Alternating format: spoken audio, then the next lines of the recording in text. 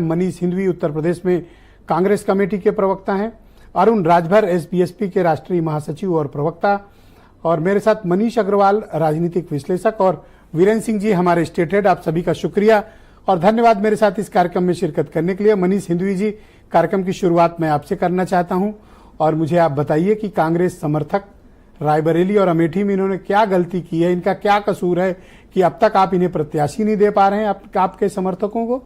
क्या असमंजस है आपको?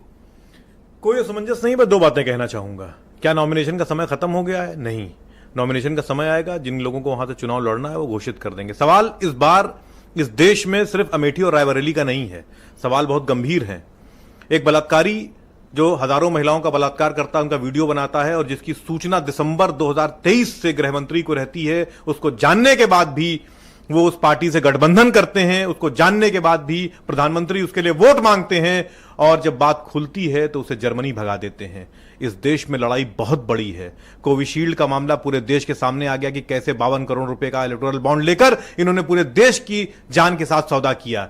सवाल इस 2 सीटों का नहीं, सवाल देश का है और ये लड़ाई देश की है। भागने वाली बात हुई, एकदम कतई नहीं भाग रहा हूं मैं। सवाल का जवाब न देके आप कहीं और जवाब। मैंने कहा तो कि लड़ाई अमेठी और रायबरेली की नहीं, लड़ाई इस देश की है कि किस तरीके से भाजपा ने पूरे के पूरे संवैधानिक ढांचे को ध्वस्त कर दिया है। किस तरीके से इनके लोग बार बार मंच पर खड़े होकर कहते हैं कि साहब हमको 400 दे दीजिए, हम संविधान बदल देंगे। क्यों बदलना चाहते हैं संविधान? ये कि वो आप प्रधानमंत्री नरेंद्र मोदी जी के भाषणों को सुन लीजिए मंच से, आप योगी जी के भाषणों को सुन लीजिए कि कैसी स्तरहीन भाषा का प्रयोग अपने मंचों से वो कर रहे हैं। आप स्केपिस्ट वाली भूमिका में हैं आज। सवाल मैं कुछ कह रहा हूं और आप भाग के कहीं और पहुंच।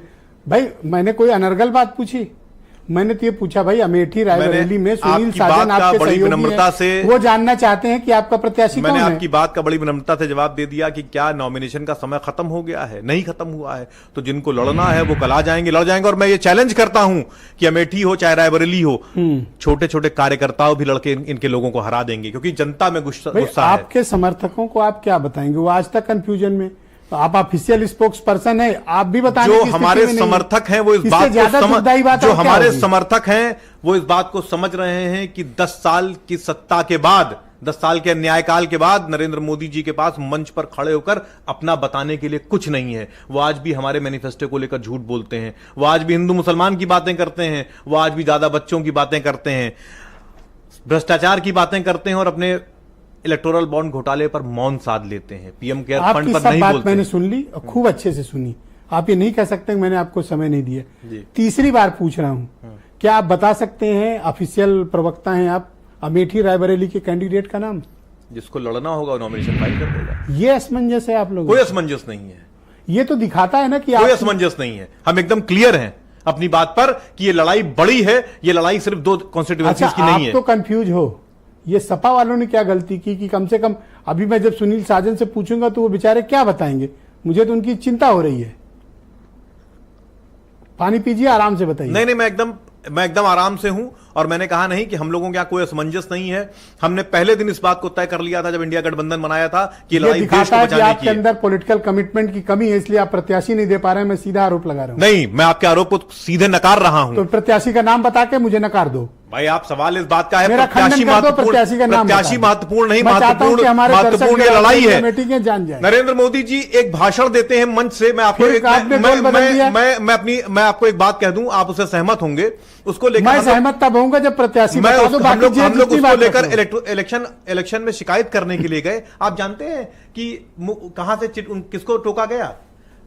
भाषण किसका? नरेंद्र मोदी जी का। और इलेक्शन कमीशन चिट्ठी लिख रहा है जयप्रकाश नड्डा जी को। तो आपके यहां भी तो खड़गे जी को चिट्ठी लिखी गई, आप लौटा देते चिट्ठी कि आप राहुल गांधी को दीजिए, हमें क्यों दे रहे हैं? सवाल इस बात का है, उस मॉरल ग्राउंड पे मैं सही मानता जब आप चिट्ठी लौटा देते और कहते चुनाव आयोग को लिखो सीधे राहुल गांधी को, हमें क्यों भेज रहे हो? हमारे यहां सुरजेवाला जी ने एक बयान दिया, उस पर 2 दिन का रोक दिया आपने।